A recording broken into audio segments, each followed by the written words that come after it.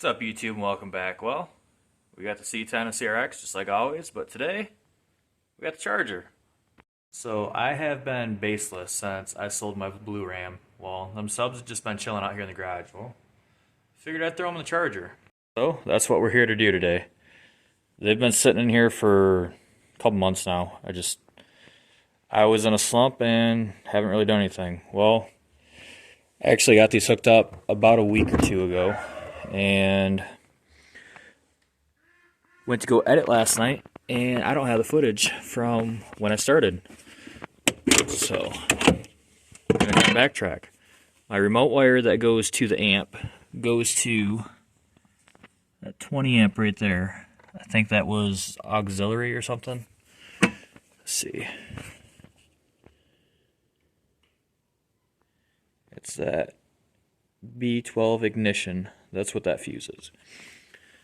So what I did was I shoved the wire down in there and put the fuse in. That's not the right way to do it. The right way is to add a fuse, which you put the fuse in there, and then it has a wire that comes off, and then you add your remote wire to that. With the Charger having the battery in the trunk, it makes it super simple to put a system in here. You obviously have your ground and you have your positive. And then the fuse box is right here, so that's pretty easy to put your remote wire.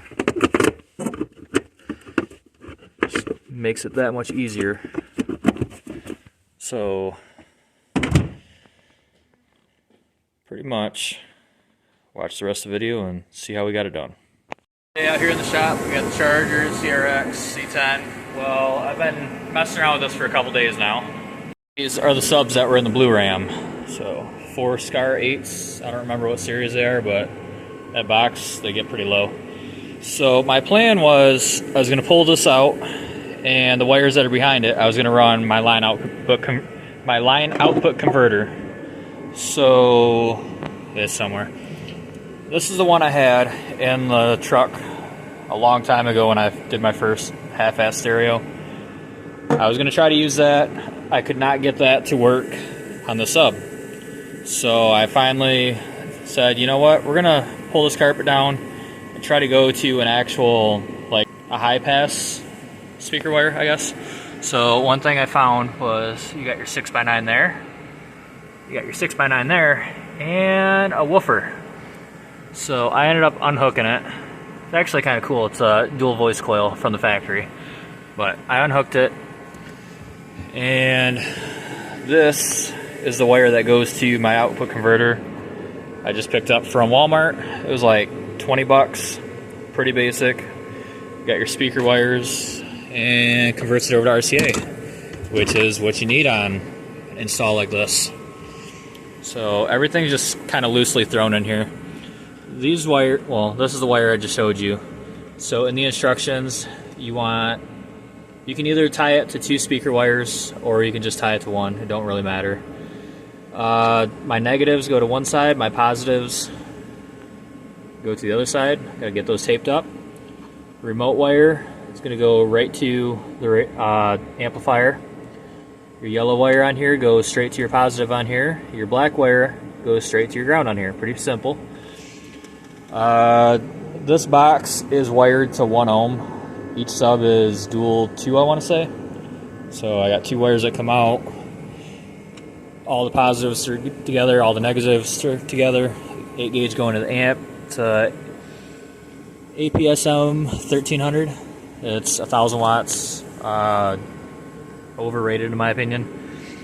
So what we do is pretty much all I have left is connect these wires to this subwoofer plug up here, and then run this to the front of the car. And yeah, then after that, later on down the road, this rattles like a bitch. So my parts room, I still got a whole bunch of sound deadener from when I did the C10. I got like a whole box somewhere. Oh, right there.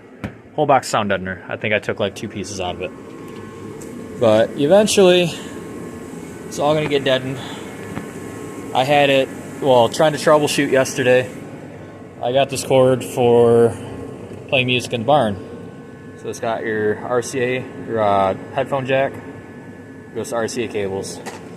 I hooked that up to the amp yesterday trying to figure out why I wasn't getting sound out of it, and to troubleshoot, I put that cable on, I hooked my phone to it, and it sounded good inside the car. The outside sounded like a high schooler with some Walmart subs, so definitely got to get some sound deadener in here. I'm going to go ahead and set the phone down, cut the plug off that, or yeah, I'm just going to cut the plug off. I don't even really care about that little woofer up there. This one is still hooked up.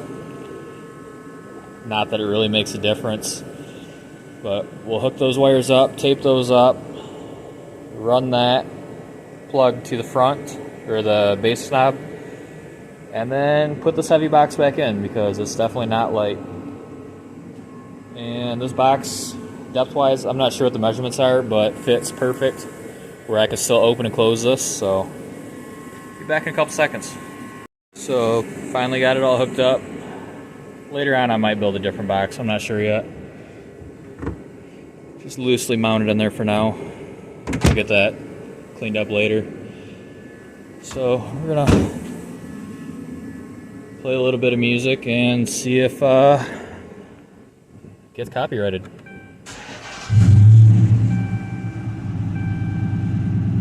Come on, everything load.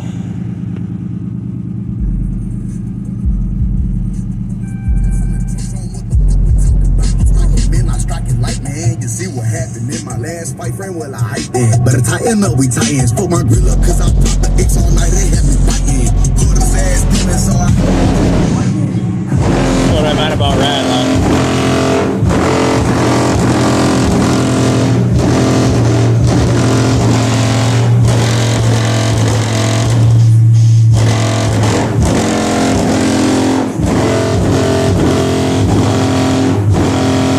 the car don't sound bad, but the truck sounds like crap.